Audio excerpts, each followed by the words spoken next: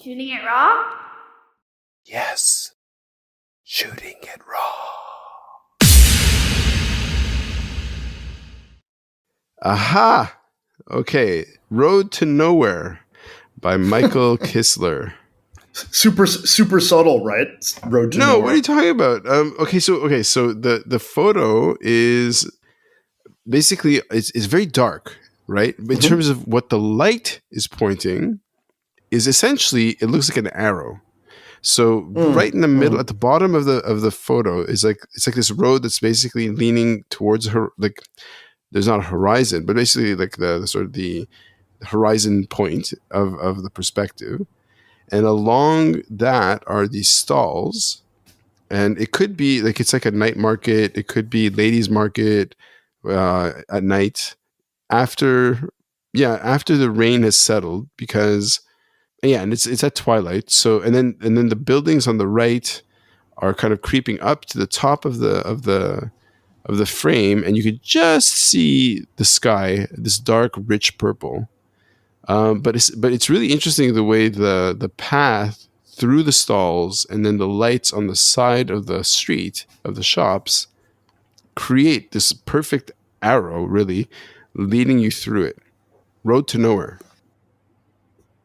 Yeah, I mean it's interesting to hear you use the term arrow because now I see it, but that wasn't on my mind at all. Okay.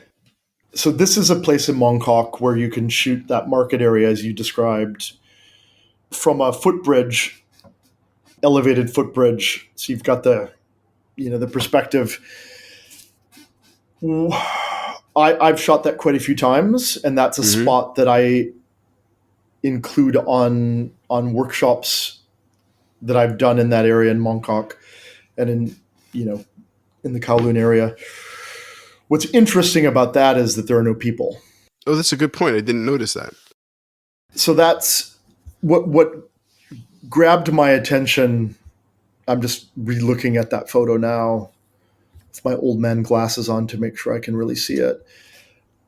Normally, and when I say normally, pre-COVID, that would have been absolutely jammed with people. You're right. Absolutely shoulder to shoulder. Yep. Even on a rainy day, it would just be people with umbrellas, right? Yeah. Filled with people. And what I saw, of course, during the pandemic, which we all did in different places, is the absence of people.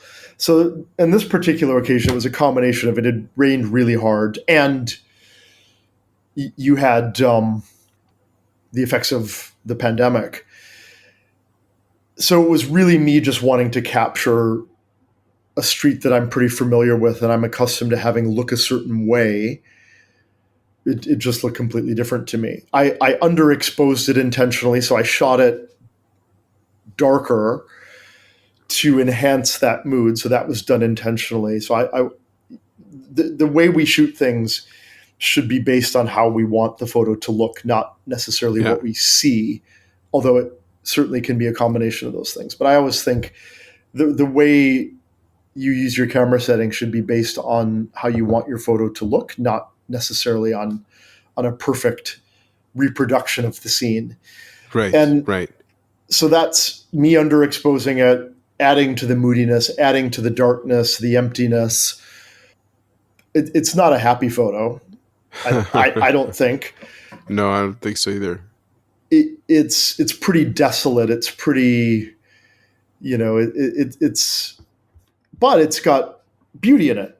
And also, I think unhappy things can also be beautiful, right? You don't, there's an aesthetic there. Yeah. So Road to Nowhere is also a Talking Heads song, and I'm a Talking Heads fan. Right. So I'm sure that factored into it. We're on the road to nowhere. Funny you said that because the thing I was blurting out at you, I was going to interrupt you with, which I have a bad habit of interrupting guests. Sorry, but it's not an interview. We're just having a conversation. That's your job. You should be interrupting me all the time. I was going to ask you. I was just like, do you like Rage Against the Machine? Interestingly, I don't. I don't dislike them, and I had a period where I listened to them a lot. It was a long time ago, many years ago. And it's funny because I just listened to a couple tracks by them in the last month, and it was probably the first time I've listened to them in 10 years. Yeah, so do I like them? Yes. Do I actively listen to them? No. And I think you're right. It's a funny thing that David Byrne, in a way, the older I get, is in a way. It's not like, oh, you're just getting older, so you're getting softer. Because I still love Rage Against the Machine. But it's funny that when I saw like one of the questions that popped in my head, the connection I made was of music, and Mm. of almost anger, and then so where does your aesthetic land? Like, what kind of artists do you like? What are you drawn to?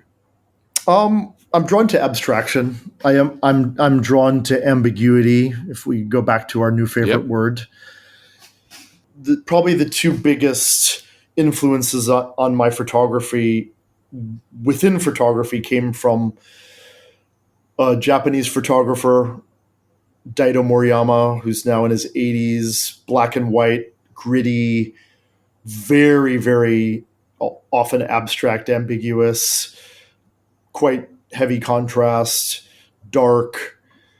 And then Sol Leiter, who was an American photographer who passed away probably 10 years ago, who was one of the first photographers to be working actively in color when most photographers of his era were doing black and white.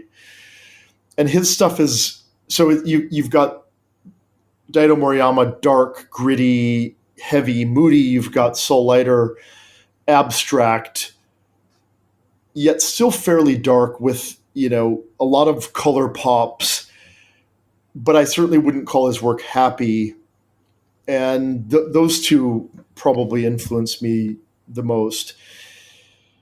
In a way, you've really articulated and expressed a very, and I know that because you've had to talk to explain yourself to others in this sort of mentor mentee relationship, you've gotten a clear understanding of where your process, where your tastes sit, all that stuff. So sorry, where your style sits. So it's really interesting because very you're very aware of what makes you tick, you know. Yeah, I think that's true. I think I know who I am as a photographer. And that's what that doesn't mean is that I'm better than anybody else or that I'm fully realized.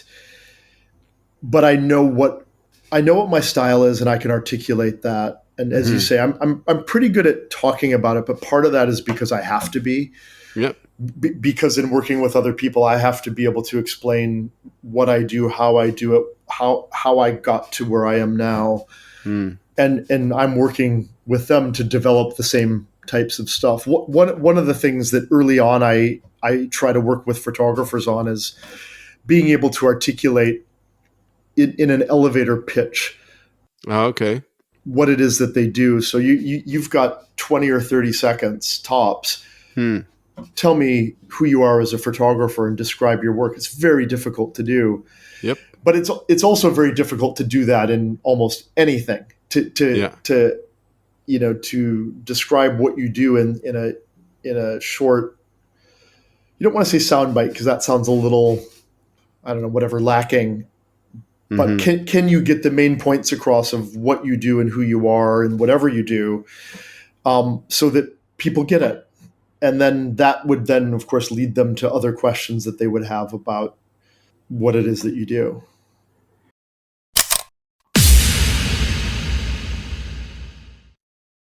So, is life really a gift? Really? Can you make every second count? That's the whole point of the podcast. So, if you like what you've seen and you're inspired, because that really is my mission, then please give it a like, subscribe, and share. Shooting it raw? Yes. Shooting it raw.